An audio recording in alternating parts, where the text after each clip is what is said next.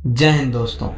भारत कहानियाँ और घटनाओं का एक कोषागार है। इस देश में ऐसे कई कहानियाँ घटनाएं हैं जो आज भी दुनिया की नज़रों से अपरिचित है। ऐसी एक कहानी जो शायद ही आपने सुनी होगी, हम अपने इस वीडियो में पेश करेंगे। वीडियो के टाइटल से ही पता लग जाता है कि इस कहानी में संत और मुगलों का इतिहास छुपा है। दोस्तों, यह कहानी एक विश्वास और एक आस्था का केंद्र मानकर लिखी गई थी, जो शायद सत्यता पर आधारित हो। दोस्तों, इस कहानी का स्थान उत्तर प्रदेश के पवित्र जिले प्रयागराज को माना जाता है। प्रयागराज में एक गांव था जिसका नाम वहां के प्रसिद्ध संत महानंदन महाराज के नाम पर पड़ा था, जिसका नाम था नंदपुर। दोस्तों, गांव वाले उस संत को अपने सभी दुखों का निवारक मानते थे। वह मानते थे कि यह संत ही नहीं अपितु एक चिकित्सक भी है, एक शिक्षक भी है और यह समस्त दुखों को खत्म करने वाला एक महान आत्मा है। इन गांव वालों की आस्था और विश्वास से ही संत उस पूरे इलाके में प्रसिद्ध था। एक बार इसकी प्रसिद्धि की खबर वहां के सूबेदार, जो मुगल शासक के अधीन कार्य करता था, को पहुंच गई। वह सुनकर चौंक गया कि कैसे एक बाबा लोगों के दुखों को चुटकियों में खत्म कर दे रहा है। उसने तुरंत उस बाबा के मठ में जाने का फरमान अपने सैनिकों को भेज दिया और कहा कि आज रात को वहां जाने का प्रबंध किया जाए। और रात होते ही वह उस मठ पर पहुंच गया।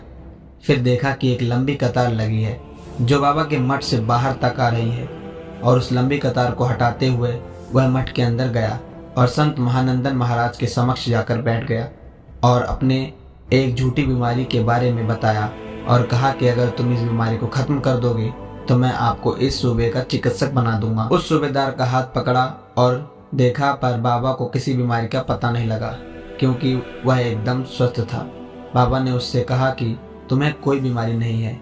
यह सुनते ही वह चौंक गया और क्रोधित होकर बोला कि तुम ढोंगी बाबा हो, और बाबा को बंदी बनाकर अपने साथ ले गया।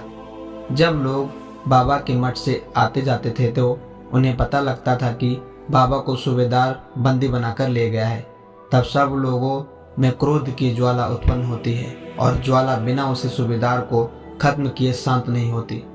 और वह सूबेदार बाबा को अपने तलवार से जान से मार चुका था।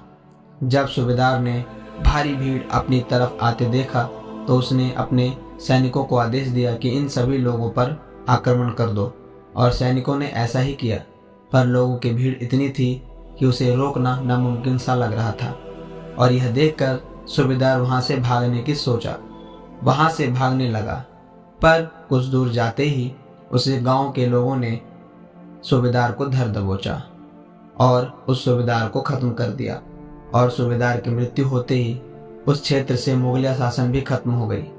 गांव के लोगों ने अपने संत महानंदन महाराज को खो दिया था। परंतु दोस्तों, इस घटना ने आस्था और विश्वास का वह रूप दिखाया जिसे शायद आज तक देखा नहीं गया हो। दोस्तों, वीडियो अच्छी लगी हो तो लाइक एंड सब्सक्राइब करना ना भूलें। Thanks for watching.